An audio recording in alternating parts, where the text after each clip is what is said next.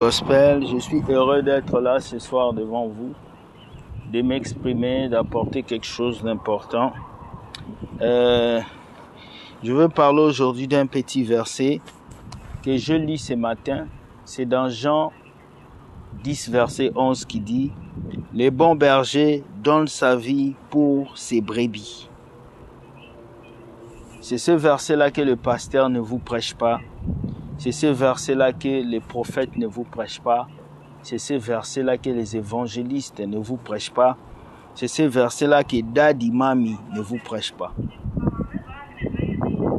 La Bible dit, le bon berger donne sa vie pour ses brebis. Ça veut dire quoi? Ça veut dire, d'abord, le mot berger veut dire quoi? Le mot berger veut dire encadreur du troupeau. Donc, encadreur du troupeau, ça veut dire celui qui prend soin du troupeau. Prendre soin du troupeau, ça veut dire diriger le troupeau, leur montrer la voie. Quand une brebis essaie d'aller à gauche, tu le rattrapes à droite. Quand une brebis essaie de courir, tu la ramènes. C'est ça être un berger. Être un berger, c'est recadrer les troupeaux. Dire des choses pour réveiller la conscience des troupeaux. Voilà pourquoi la Bible dit le bon berger. Si on parle de bon, c'est qu'il y a des mauvais. Jésus même lui, nous avait déjà dit qu'on va faire face à des mauvais. Est-ce que vous m'entendez? On va faire face, dites-moi si vous m'entendez. On va faire face à des mauvais loups, des gens qui vont venir dans la bergerie pour nous attaquer, pour nous détruire. Alors la Bible dit le bon berger donne sa vie pour ses brebis. C'est clair. Beaucoup de personnes me posent la question, frère, comment reconnaître un bon pasteur? Comment reconnaître un bon serviteur de Dieu? La Bible vous a dit dans Jean 10, 11, le bon berger donne sa vie pour ses brebis. C'est qui d'abord le berger? Tu dois connaître que le berger, c'est celui qui prend soin des brebis. C'est quoi prendre soin des brebis? Prendre soin des brebis, ça veut dire prendre ton argent, ton énergie, ton temps pour les enfants de Dieu. Ça veut dire sacrifier tout ton être entier pour les brebis. Mais est-ce qu'aujourd'hui, vos bergers là sont bons? C'est ma question. Est-ce qu'aujourd'hui, vous avez des bons bergers? Est-ce que ces versets-là s'appliquent à vos pasteurs? Parce que quand tu as besoin de payer ton loyer, le pasteur n'est pas là. Quand tu es chanteuse, tu as envie d'aller au studio, on ne te soutient pas. Même les jours de ton mariage, le pasteur n'est pas là. On dit le bon berger donne sa vie pour les brebis. Aujourd'hui, les bergers ne donnent plus leur vie pour les brebis. Et vous vous posez la question, c'est qui un bon pasteur? Mais la Bible vous a déjà tout dit. Donner sa vie pour les brebis veut dire mourir pour les enfants de Dieu. Un pasteur qui vous exige de payer les loyers d'une église qui coûte 10 000 $ par mois n'est pas un bon berger. Comprends? Un pasteur qui vous exige de payer son loyer, de payer sa voiture, de payer ses habits, de tout payer jusqu'au point même de vous dire, si vous n'avez pas l'argent pour la dîme, prenez même pour le loyer. C'est pas un bon berger. Comprends?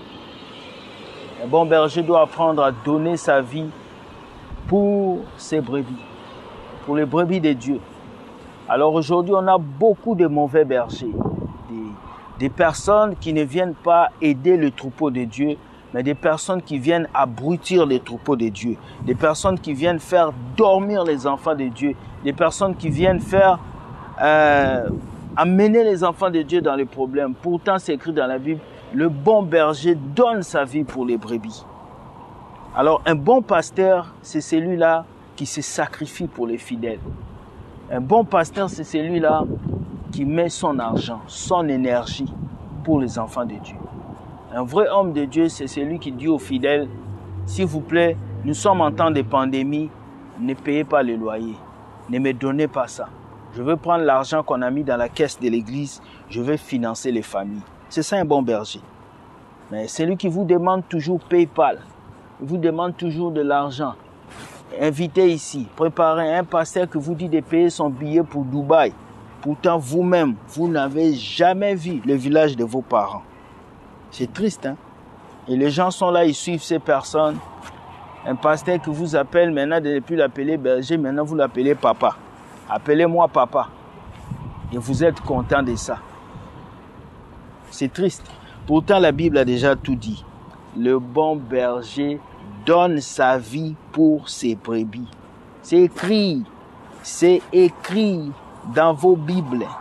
Jean 10, verset 11. Jean 10, 10 dit, le voleur ne vient que pour dérober, tromper, usurper et détruire. C'est ce que Jean 10, 10 vous dit.